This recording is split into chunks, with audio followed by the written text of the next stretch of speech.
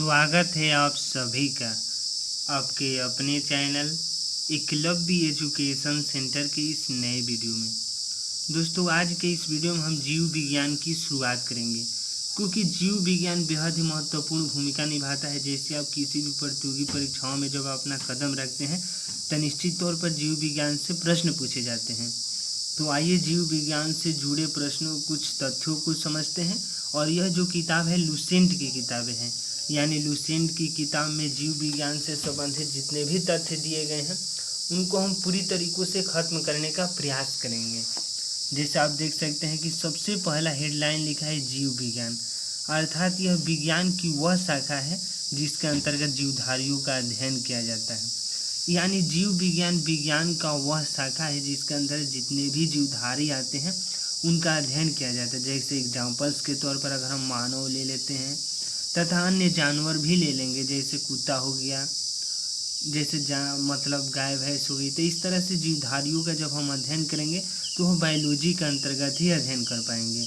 और इसके साथ साथ बायोलॉजी, बायो का अर्थ है जीवन अर्थात लाइफ, इसके साथ साथ लोगस का अर्थ है स्टडी अर्थात जीवन का अध्ययन ही बायोलॉजी कहलाता है। यानी जैसे आप जीवन का अध्ययन करेंगे तो बायोलॉजी के अंतर्गत ही अध्ययन करेंगे। और जीव विज्ञान शब्द का सर्वप्रथम जो प्रयोग किए थे लैमार्क और ट्रेवीरेनस ने, यानी लैमार्क फ्रांस से संबंधित है जबकि ट्रेवीरेनस जर्मनी से संबंधित है।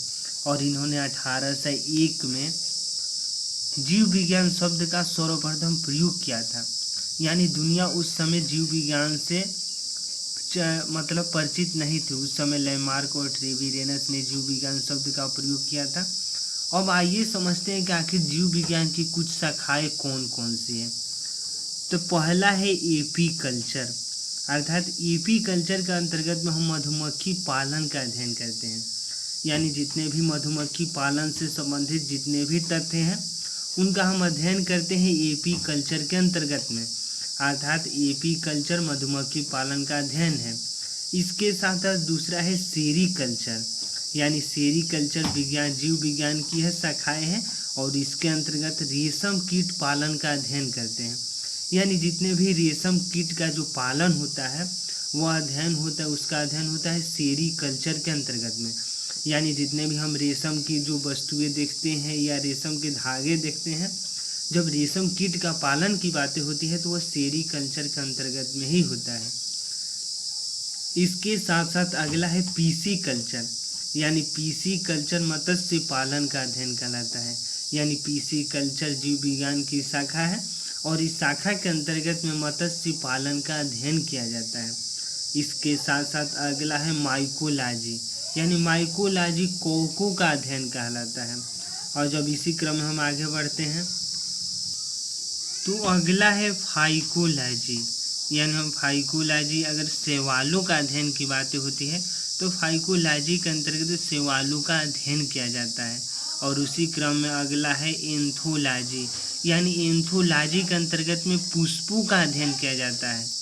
अर्थात एंथोलॉजी की जब हम बातें करते हैं तो एंथोलॉजी में पुष्पों का अध्ययन किया जाता है। यानी हम गेंदे की फूले की बातें करते हैं या अन्य तरह के जितने भी फूल हैं उन फूलों का अध्ययन एंथोलॉजी के अंतर्गत में ही किया जाता है।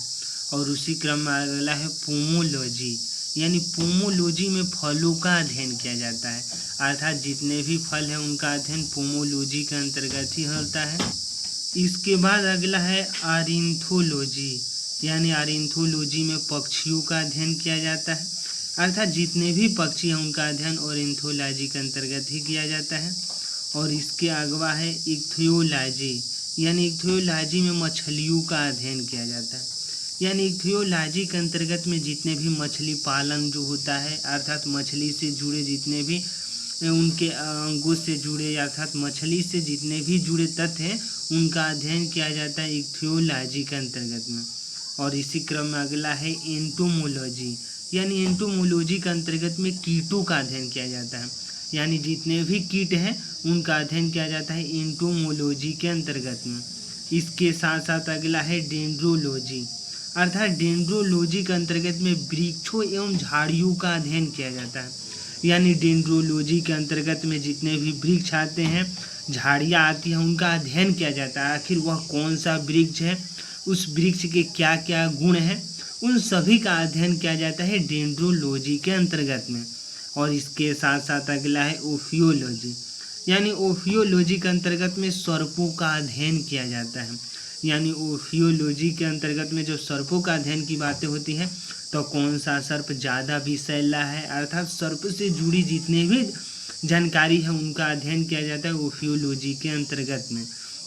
और सारोलॉजी, यानी सारोलॉजी छिपकलियों का अध्ययन कहलाता है।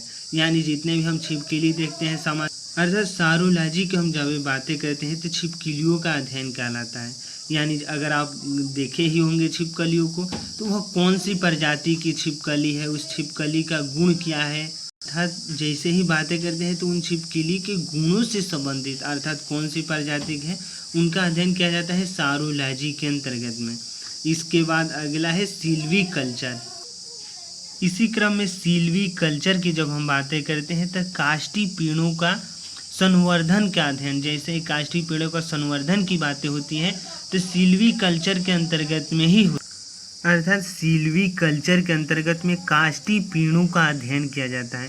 और उसी क्रम में अगला है हॉर्टिकल्चर, अर्थात हॉर्टिकल्चर में उद्यान विज्ञान का अध्ययन किया जाता है। उद्यान विज्ञान से संबंधित जितने भी तथ्य हैं और जितनी भी जानकारियों को हम प्राप्त करते हैं वो हॉर्टिकल्चर के अंतर्गत ही हम प्राप्त, अर्थात हॉर्टिकल्चर में हम उद्यान विज्ञान से जुड़े तमाम तथ्यों को जानते हैं।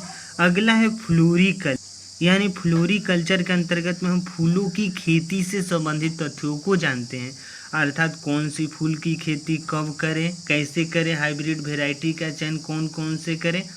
इसके साथ साथ मिट्टी से जुड़े अर्थात फूलों की खेती से जुड़े सभी तथ्यों की जानकारी हम फ्लोरिकल्चर के अंतर्गत में पढ़ते हैं। तो आपके सामने दिख रहा होगा कि जीव विज्ञान की प्रमुख शाखाओं जो भी है शाखाएं उनका हम पूरी तरीकों से जानकारी दे चुके हैं। और एक बार आप स्क्रीनशॉट भी ले सकते हैं। यानी हम लगभग सभी जितने भी जीव विज्ञान की शाखाएं हैं उनको हम जानकारी प्राप्त कर चुके हैं। तो आज के इस बेहद ही महत्वपूर्ण वीडियो में बस इतना ही। अगर आप हमारे चैनल के साथ नए जुड़े हैं और वीडियो अच्छा लग रहा है और कुछ सीख पा रहे हैं इस वीडियो के माध्यम से तो हमारे चैनल को कर दीजिए सब्सक्राइब।